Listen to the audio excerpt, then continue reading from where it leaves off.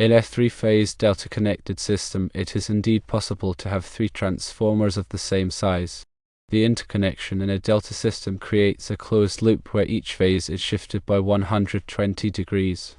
Importantly, in this configuration, the neutral point where the three phases would typically meet is not available. The sizing of the transformers in a three-phase delta system with overhead service is primarily dictated by the voltage and current demands of the load. Factors such as efficiency and reliability also play a significant role in determining the appropriate transformer size. The key takeaway is that the equal distribution of neutral current is not a primary factor in determining the size of the transformers used in a delta configuration. Consequently, having all three transformers the same size within a delta-connected service is feasible and commonly practiced. The presence of a 208 volts high leg in the panel is not a definitive indicator of a Y-connected service. High leg delta configurations are designed to provide 208 volts for single-phase loads. To understand the nuances of transformer sizing in three-phase systems, it's crucial to consider several electrical engineering principles. Firstly, the apparent power, measured in volt-amps, supplied by each transformer should match or exceed the load it is intended to serve. This requires a detailed analysis of the connected loads, considering both their continuous and intermittent demands. Secondly, the voltage rating of the transformers must align with the supply voltage to ensure efficient power transfer without voltage drops or overloads.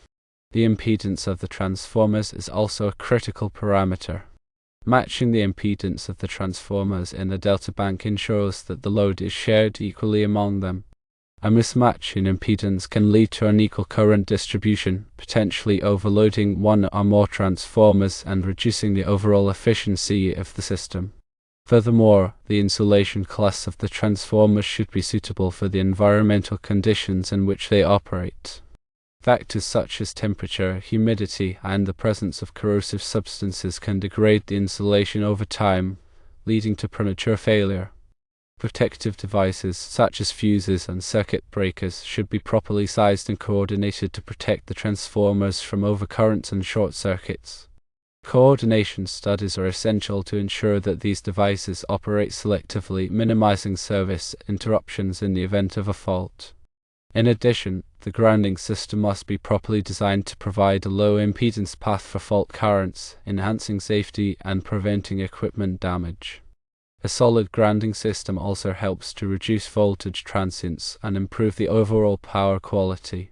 The National Electrical Code, or NEC, provides guidelines for the installation and operation of transformers. Adhering to these guidelines is essential for ensuring safety and compliance with local regulations. NEC Article 450 covers the installation requirements for transformers, including ventilation, clearances, and protection.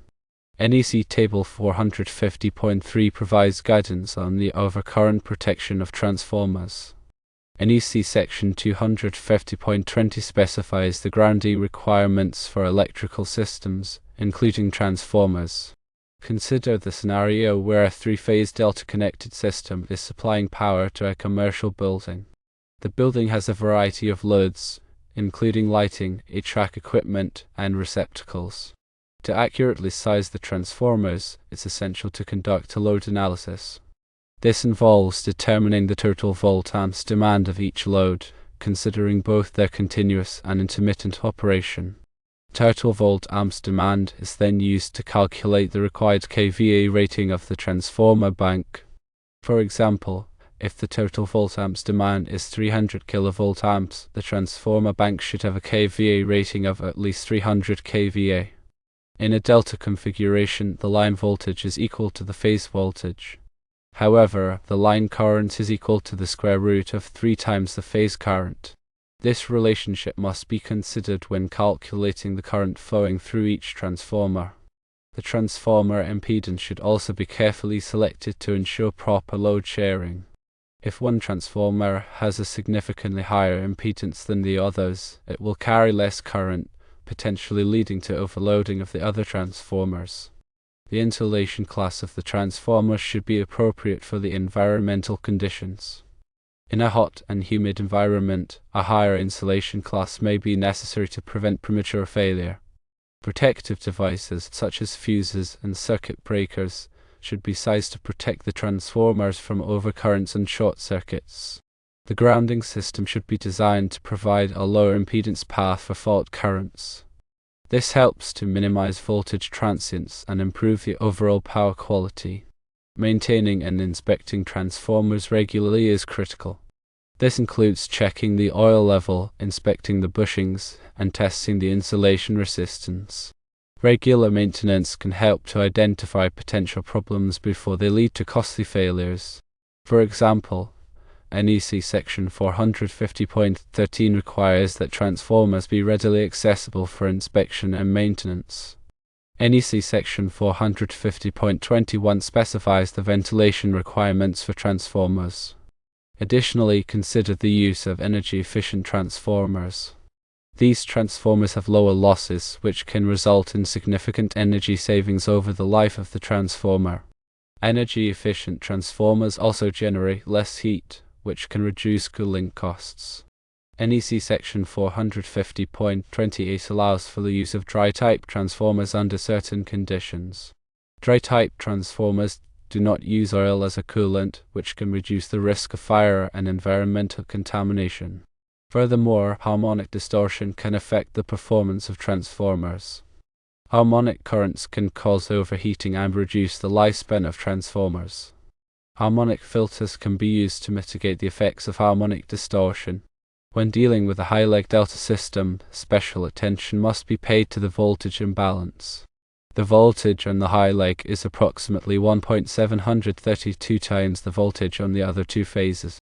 This voltage imbalance can cause problems with certain types of equipment, such as single-phase motors. It's essential to ensure that any equipment connected to the high leg is rated for the higher voltage. In a high-leg delta system, the neutral conductor is typically connected to the center tap of one of the transformer windings. This creates a single-phase voltage of 120 volts between the neutral and each of the other two phases. The voltage between the neutral and the high leg is 208 volts. The 208 volts high leg is often used to supply single-phase loads that require a higher voltage. However, it's important to note that the high leg is not suitable for all types of equipment. Some equipment may be damaged by the higher voltage. In summary, the presence of 3 transformers of the same size in a delta-connected service is common and acceptable. Understanding the principles of transformer sizing, protection, and grounding is essential for ensuring the safe and reliable operation of the system. The presence of a 208 volts high leg does not necessarily indicate a Y-connected service, as high leg delta configurations can also provide 208 volts for single-phase loads. Always refer to the NEC and other applicable standards for guidance on the installation and operation of transformers. Careful planning and execution are essential for achieving a successful and safe electrical installation. Remember to always consult with a qualified electrical engineer or electrician before making any changes to an electrical system. The knowledge and expertise of these professionals can help to ensure that the system is properly designed, installed, and maintained. Safety should always be the top priority when working with electricity. Following safe work practices and using appropriate personal protective equipment is essential for preventing accidents and injuries. In this discussion, firstly, we covered the fundamentals of delta connections and how they relate to transformer sizing. Secondly, we addressed the common misconception about neutral current distribution being the sole determinant of transformer size in delta configurations. Thirdly, we clarified that the presence of a high leg does not automatically imply a Y connection. These key points should provide a solid foundation for understanding 3-phase transformer configurations.